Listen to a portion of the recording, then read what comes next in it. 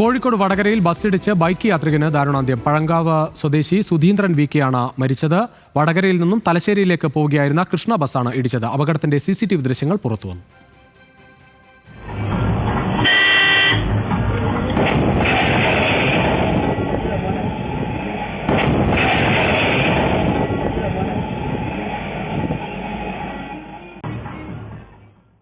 ദിൽഷ തിലകൻ ചേരുകയാണ് കോഴിക്കോട് നിന്ന് കൂടുതൽ വിവരങ്ങളായി. ദിൽഷ, വളരെ ദാരുണമായ സംഭവം, ആ ദൃശ്യങ്ങൾ തന്നെ കാണാം. എന്താണ് അവിടെ നിന്ന് ലഭിക്കുന്ന വിവരങ്ങൾ?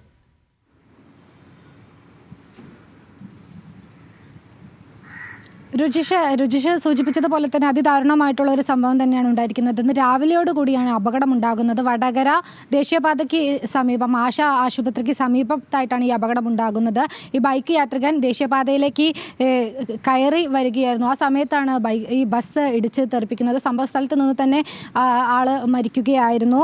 പഴങ്കാവ് സ്വദേശി തന്നെയായിട്ടുള്ള വലിയ കിഴക്കയിൽ സുധീന്ദ്രൻ ആണ് മരിച്ചത്. വടകരയിൽ നിന്നും തലശ്ശേരിയിലേക്ക് പോവുകയായിരുന്ന സർവീസ് നടത്തുന്ന കൃഷ്ണ എന്ന ബസ്സാണ് അദ്ദേഹത്തെ ഇടിച്ചത്. നമുക്ക് ആ ദൃശ്യങ്ങളിൽ നിന്ന് തന്നെ മനസ്സിലാക്കാൻ പറ്റും. ബൈക്ക് ഈ ബസ്സിനടിയിൽ പെടുകയായിരുന്നു. തലയിലൂടെ ചക്രം കയറി ഇറങ്ങിയിട്ടുണ്ട് എന്നാണ് ദൃക്സാക്ഷികളെല്ലാം തന്നെ പറഞ്ഞത്. സംഭവ സ്ഥലത്ത് വെച്ച് തന്നെ ആള് മരിക്കുകയായിരുന്നു. മൃതദേഹം വടകര താലൂക്ക് ആശുപത്രി മോർച്ചറിയിലേക്ക് മാറ്റിയിരിക്കുകയാണ്. അപകടത്തിന്റെ CCTV ദൃശ്യങ്ങളാണ് നമ്മളിപ്പോൾ കണ്ടത്.